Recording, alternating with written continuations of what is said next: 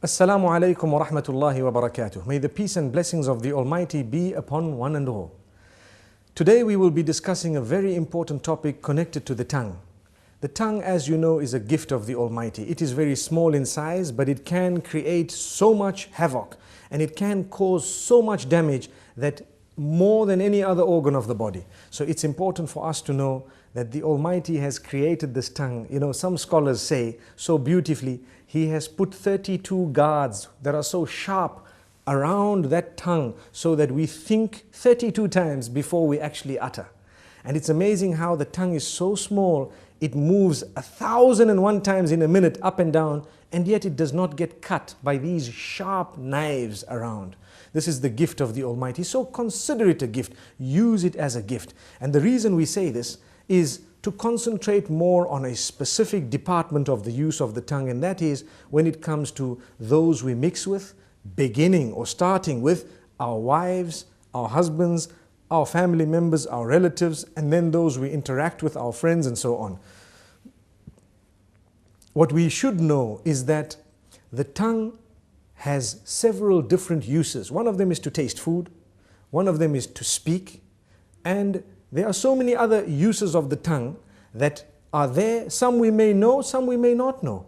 It's amazing. However, remember, your respect as an individual is very closely connected to how you use the tongue. This is why the Messenger Muhammad, peace be upon him, says, every morning all the organs of the body call out to the tongue and say, fear the Almighty regarding all of us. It is through you that we are known, so be careful what you say. Amazing. Which means I have hands, I have legs, I have a brain, I have eyes, my whole body, my entire image, my identification. I am known as a good or a bad person based primarily on how I use my tongue. Have we ever thought of that? So if I use it correctly, I will be known as an upright individual. If I lie and swear, use vulgar language, scream and shout, they will know me as a bad person. But my legs have not committed a sin, my hands have not committed a sin, my hair and all the other parts of my body have committed no sin. The sin is committed by the tongue. And the tongue, yes, closely connected to the brain and all that, yes, correct. But ultimately it was the one used to relay what was within. This is why if you're not sure, don't speak. Speak when you're sure. Think about it, think twice. I'm sure we've all heard the saying, you've been given one mouth and two ears to speak half that of what you hear. So you hear more and you speak less.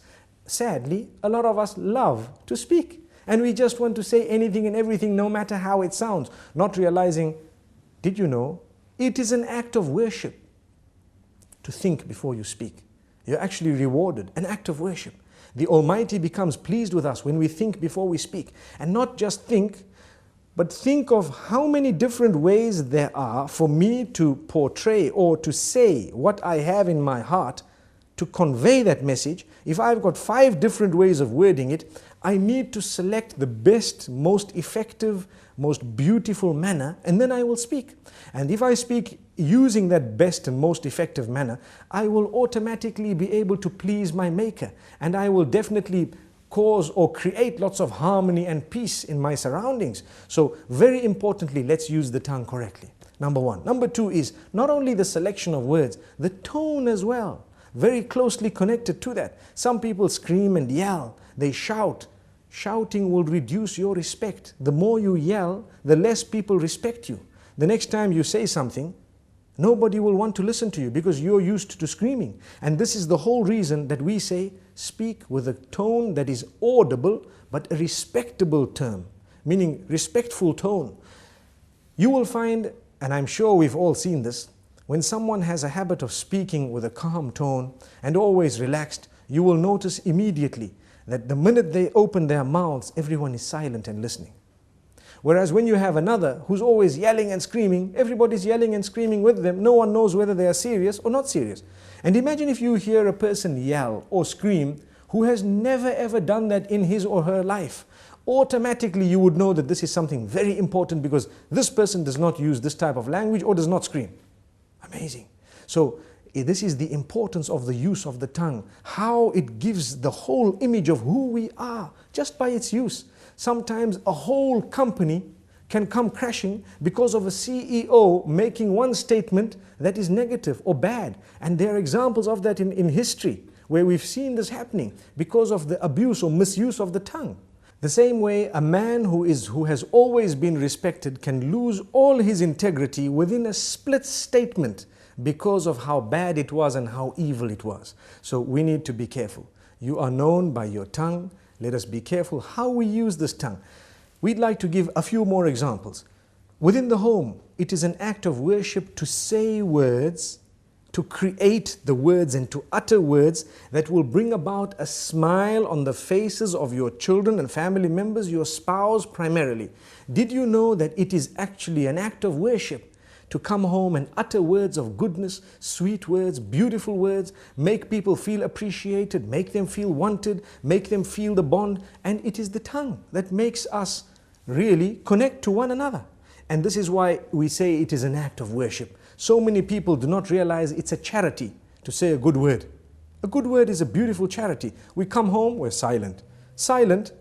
Being silent is something that's not good, especially when it comes to those who are waiting for you to say something of your own family. A good word. Yes, when there is a problem, you might want to remain silent for a moment. If you think that that is the best way of solving the problem for now, you might want to speak a little bit later. But even when you choose to speak, say the best words. This is from the messenger, may peace be upon him. And we always tell people charity begins at home. Sometimes we are very careful of our tongues outside the door. Whereas when it comes to in the home, those who work for us, those who live with us, those who are the closest to us in terms of family and so on, they are so worried of us opening our mouths because every other word is a swear word. Every other word is a lie. Every other word is a word which is derogatory, defaming, which is disrespectful, which causes hurt and harm. Why should we do that? A good Muslim will never utter words that are hurtful to others. There is no need to do that. Even if you disagree, with someone, you do not need to utter words that are hurtful to them, belittling them, making them feel like they are not worth it. Sometimes maybe the good statement from your mouth might actually make them change their minds and come on to what you had because you were so good. You came forward so beautifully. This is the religion. This is what we have been taught. Now let's ask ourselves, do we as Muslims really follow these teachings? We call ourselves Muslims. A lot of the times we swear so much that even those who are not Muslim are embarrassed. And it gives the wrong image of the teachings of the beloved messenger. May peace be upon him. And may the peace be upon all the other messengers. We shouldn't be doing this because we have the responsibility of portraying the correct image of the teachings of the Almighty. And these teachings primarily begin with a good tongue. The messenger, when he was sworn, he did not swear back. He never swore back. The swear words never came out of his mouth.